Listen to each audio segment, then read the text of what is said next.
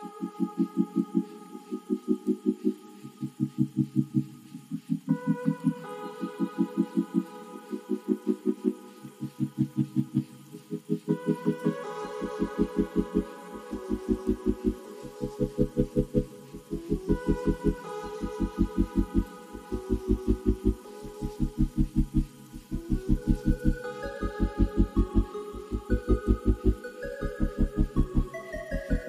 Happies అందరు ఎలా ఉన్నారు? నా పేరు Santosh. Welcome back to my channel సంతోష సమయం. లాస్ట్ వీడియోలో మనం ఒక్క రోజులో పాండిచ్చేరి అందాలను చూసొచ్చాం కదా. ఈ వీడియోలో మనం పంచభూత లింగాల్లో మొట్టమొదటి లింగమైన ఆకాశలింగం, చిదంబరం, నటరాజస్వామి ఆలయ విశేషాలు, స్థల పురాణం, ఇలా ఎన్నో విషయాలు ఈ వీడియోలో తెలుసుకుందాం. పదండి.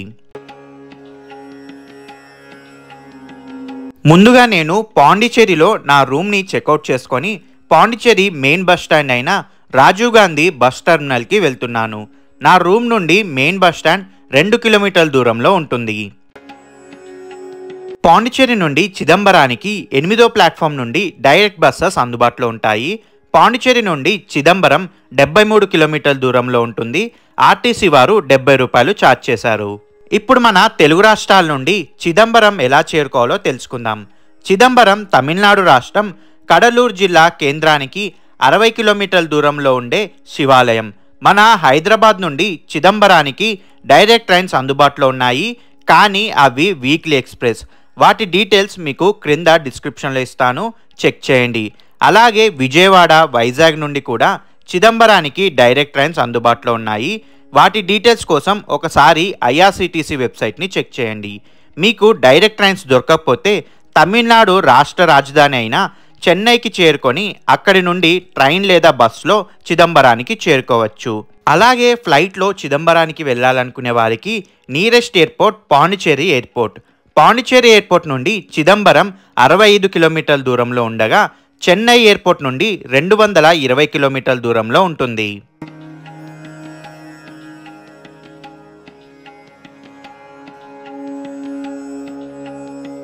మధ్యాహ్నం 3ంటికి పాండిచ్చేరిలో బస్సు ఎక్కి అలా గంటన్నర ప్రయాణం చేశాక సాయంత్రం 4:30కి చిదంబరం బస్టాండ్కి చేరుకున్నాను.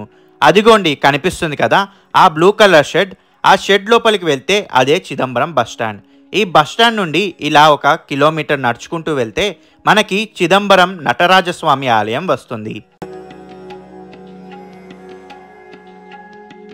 అలా 1 కిలోమీటర్ నడుచుకుంటూ వస్తే కుడివైపుకి మనకి కనిపిస్తుంది అదే నటరాజస్వామి దేవాలయం.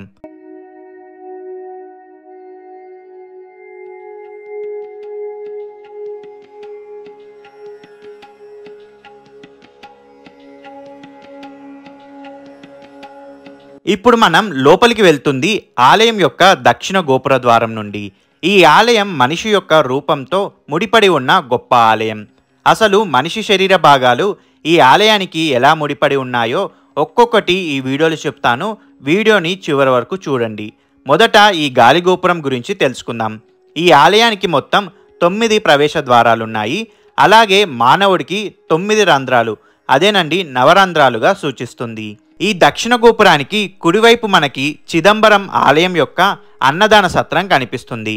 ఈ నిత్యాన్నదాన సత్రం ప్రతిరోజు ఉదయం 11:30 నుండి మధ్యాహ్నం 1 గంట వరకు, తిరిగి సాయంత్రం 7:30 నుండి రాత్రి 8:30 వరకు తెరిచి ఉంటుంది.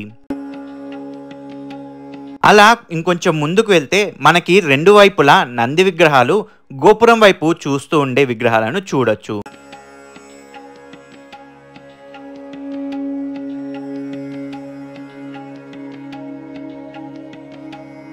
ఇదేనండి చిదంబరం ఆలయం. మన ప్రపంచంలోనే అతిపెద్ద శివాలయం. శివపురాణం ప్రకారం శివలింగాల్లో 12 జ్యోతిర్లింగాలకు ఎంతటి ప్రాధాన్యత ఉందో పంచభూత లింగాలకు వాటితో సమానంగా అంతటి విశిష్టత ఉంది. అందులో పృథ్వీలింగం కంచిలో, ఆకాశలింగం చిదంబరం, జలలింగం జంబుకేశ్వరం, అగ్నిలింగం అరుణాచలం, వాయులింగం శ్రీకాళహస్తి ఉన్నాయి. ఆలయం లోపలికి ఎంటర్ అవ్వగానే ముందుగా మనకి దర్శనమిచ్చేది ఆది దంపతుల కుమారులైన వినాయకుడు మరియు కుమారస్వామి. ఈ ఆలయం వెనకాలే మనకి మహాశివుడి వాహనమైన పెద్ద నంది విగ్రహం కనిపిస్తుంది.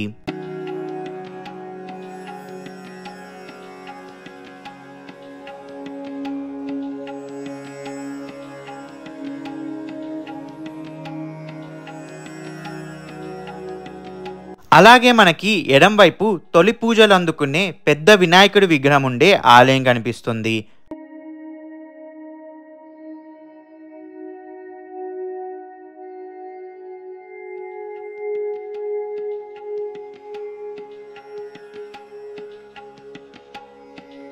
అలా ఆ వినాయకుని దర్శించుకొని ఇలా కొంచెం నడుచుకుంటూ వెళ్తే పశ్చిమ గోపురం ఎదురుగా ఉండే ద్వారం గుండా ఆలయం లోపలికి వెళ్ళాలి.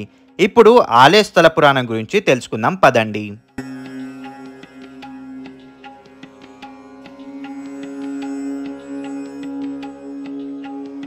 ప్రస్తుతం పిచ్చవరం అనే మాడ అడవులను పూర్వం తిల్లైవనం అని పిలిచేవారు. ఆ తిల్లైవనంలో కొంతమంది ఋషులు నివసించేవారు. వారికి మంత్రశాస్త్రాలపైన నమ్మకం ఉండేది కాదు. వారు భగవంతుణ్ణి కూడా నియంత్రించవచ్చు అనే భావనతో ఉండేవారు. అప్పుడు మహాశివుడు పిచ్చతనదార్ అనగా ఒక యాచకుడి రూపంలో ఎంతో అందమైన ప్రకాశవంతమైన రూపంలో అడవిలో సంచరిస్తాడు. ఒకరోజు అక్కడి ఋషిపత్నులు ఆ యాచకుని చూసి ఆనందభరితులవుతారు. అది చూసిన ఋషులు ఆగ్రహించి తమ శక్తితో సర్పాలను సృష్టించి వాటిని ఆ యాచకుడిపైకి విడిచిపెట్టగా వాటినెత్తి మెడకు నడుముకి ఆభరణములుగా ధరిస్తాడు. మరింతగా ఆగ్రహించిన ఆ ఋషులు ఒక భయానకమైన పులిని సృష్టించి దానిని ఆ యాచకుడిపైకి పంపిస్తారు. దాన్ని కూడా చీల్చి ఆ పులి చర్మాన్ని నడుం చుట్టూ సాలువగా ధరిస్తాడు. పూర్తిగా విసుగు చెందిన ఋషులు వారి యొక్క తపశక్తినంతా కూడదీసి ఒక శక్తివంతమైన మాయలకన్ అనే రాక్షసుడికి అజ్ఞానానికి గర్వానికి చిహ్నంగా ఆ రాక్షసుడిని సృష్టిస్తారు. పరమశివుడు ఒక చిరునవ్వుతో ఆ రాక్షసుడి యొక్క వెన్ను మీద కాలు మోపి కదలకుండా చేసి ఆనంద తాండవం ఆద్యంతరహితమైన చిద్విలాస నృత్యం చేస్తాడు. అప్పుడు ఆ పరమశివుడు తన నిజ స్వరూపాన్ని చూపిస్తాడు. ఆ భగవంతుడి స్వరూపాన్ని చూసిన ఋషుల అజ్ఞానం పోయి భగవంతుడు మంత్రాలకు లొంగే అతీతుడని గ్రహించి ఆ పరమశివుడికి లొంగిపోతారు. అలా స్వామి ఇక్కడ నటరాజు రూపంలో భక్తులకు దర్శనమిస్తున్నారు. మన ప్రపంచంలో మహాశివుడి నటరాజ రూపంలో కేవలం ఈ ఒక్క ఆలయంలోనే దర్శనమిస్తారు. అలా ఉండగా ఒకరోజు పరమశివుడికి అలాగే పార్వతీదేవికి నాట్యంలో ఎవరు గొప్ప అనే గొడవలో భాగంగా వారిద్దరి మధ్య జరిగే నృత్య పోటీకి న్యాయ నిర్ణేతగా వ్యవహరించమని శ్రీ గోవిందరాజస్వామి వారి దగ్గరికి రాగా వారిరువురి మధ్య జరిగిన నృత్య పోటీలో ఇద్దరు సమవుజ్జీలుగా ఒకరికొకరు తీసిపోకుండా నాట్యం చేస్తున్న సమయంలో శివుడు తాను గెలుచుటకు తన కాలిని ఎత్తిపెట్టి పైకి ఉంచుతాడు. కానీ నాట్యశాస్త్రం ప్రకారం ఈ భంగిమ స్త్రీలకు నిషేధించడం వల్ల పరమశివుడు చివరికి ఆ భంగిమలోనే నిలుచుట చేత పార్వతి తన యొక్క ఓటమిని అంగీకరిస్తుంది. అందువలన ఆ ప్రదేశంలో పరమశివుడు చివరికి ఆ భంగిమలో అక్కడే కొలువై ఉన్నారు. అలా గోవిందరాజస్వామి న్యాయ నిర్ణేతగా నటరాజస్వామి వైపు చూస్తున్నట్లు ఇక్కడ స్వామివారు ఆదిశేషుడిపై పడుకొని ఉంటారు. అలా ఈ దేవాలయం శివ వైష్ణవులకు ఇరువులకు సంబంధించిన ఆలయంగా ప్రసిద్ధి చెందింది. అలాగే ఇక్కడ అమ్మవారు శివకామ సుందరి అనే పేరుతో భక్తులకు దర్శనమిస్తున్నారు.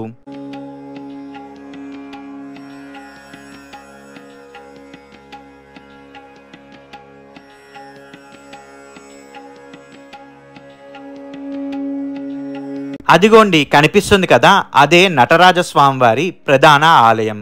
లోపల స్వామి ఆనంద తాండవం చేస్తున్న రూపంలో భక్తులకు కనిపిస్తారు. ఆ విగ్రహం వెనకాలే మనకి తెలిసిన చిదంబర రహస్యం దాగి ఉంది. చిదంబరం అనగా చిత్ మరియు అంబరం. ఇందులో చిత్ అనగా జ్ఞానం లేదా చైతన్యం, అలాగే అంబరం అనగా ఆకాశం. చిదంబరం అనగా ఆకాశం అంత జ్ఞానం. ఈ ఆలయంలోని గర్భాలయంలో స్వామివారి వెనుక భాగంలో ఒక చక్రం ఉంటుంది. దానికి ముందు భాగంలో బంగారపు బిల్వపత్రాలు వేలాడుతూ కనిపిస్తాయి. అయితే వీటిని భక్తులకు కనపడకుండా ఒక తెరను అడ్డుగా ఉంచుతారు. అయితే ప్రత్యేకమైన సందర్భాల్లో మాత్రం ఆ తెరను తీసేసి భక్తులకు చూపిస్తారు. ఈ ప్రదేశాన్ని శివోహం భవ అని అంటారు. శివ అంటే దైవం, అహం అంటే మనం. మన మనస్సు దైవంలో ఐక్యమయ్యే ప్రదేశం అని అర్థం. ఏ రూపం లేకుండా అజ్ఞానాన్ని తొలగించుకుంటూ దైవ సన్నిధిని అనుభూతి చెందడమే ఈ పుణ్యక్షేత్రం ప్రాశస్త్యం. ఇదే చిదంబర రహస్యం.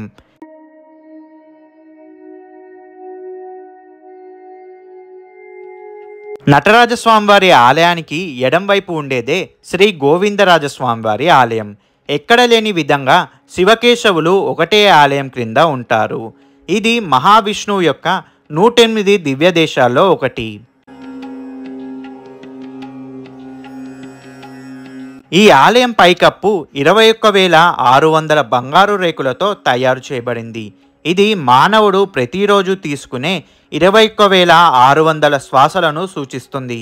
ఈ 21,600 బంగారు రేకులను విమానం పైకప్పుపై 72,000 బంగారు మేకులను ఉపయోగించి బిగించారు. ఇది మానవ శరీరంలోని మొత్తం నాడుల సంఖ్యను సూచిస్తుంది. అలాగే మొత్తం ఈ ఆలయ సముదాయంలో ఈ బంగారు పూతతో ఉన్న ఈ ఆలయం మధ్యలో కాకుండా కొంచెం ఎడం వైపుకు ఉంటుంది. అంటే మానవుడి హృదయ స్థానంలా. ఆలయం లోపలికి వెళ్ళడానికి మొత్తం 5 మెట్లుంటాయి. అంటే అనంతమైన ఈ ఆకాశంలో ఎలా అయితే అంతా ఖాళీగా ఉంటుందో ఆ ఖాళీని దాటి లోపలికి వెళ్తే అప్పుడు మనకి దైవం యొక్క జ్ఞానం కనిపిస్తుంది. ఆ జ్ఞానాన్ని చేరడానికి 5 మెట్లే పంచాక్షరి మంత్రం. అదే నమః శివాయ సూచిస్తుంది. అలాగే కనక సభలో 4 స్తంభాలు 4 వేదాలను ప్రతీకలు. అలాగే బంగారపు ఆలయంలో 28 స్తంభాలు 28 శైవ ఆగమనాలకు ప్రతీకలు. ఆలయం పైన 9 కలశాలు 9 రకాల శక్తికి ప్రతీకలు. అర్ధ మండపంలోని 6 స్తంభాలు 6 శాస్త్రాలను ప్రతీకలు. అలాగే ప్రక్కనున్న మండపంలోని 18 స్తంభాలు 18 పురాణాలకు ప్రతీకలు.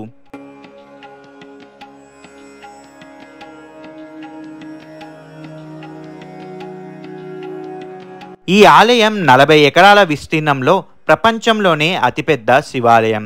ఈ ఆలయ నిర్మాణం కళలు మరియు ఆధ్యాత్మిక మధ్య సంబంధాన్ని సూచిస్తుంది. 10వ శతాబ్దంలో చిదంబరం చోళ రాజవంశానికి రాజధానిగా ఉన్నప్పుడు ఈ ఆలయం నిర్మించబడింది. చోళులు శివుణ్ణి నటరాజగా తమ కులదేవతగా భావించేవారు.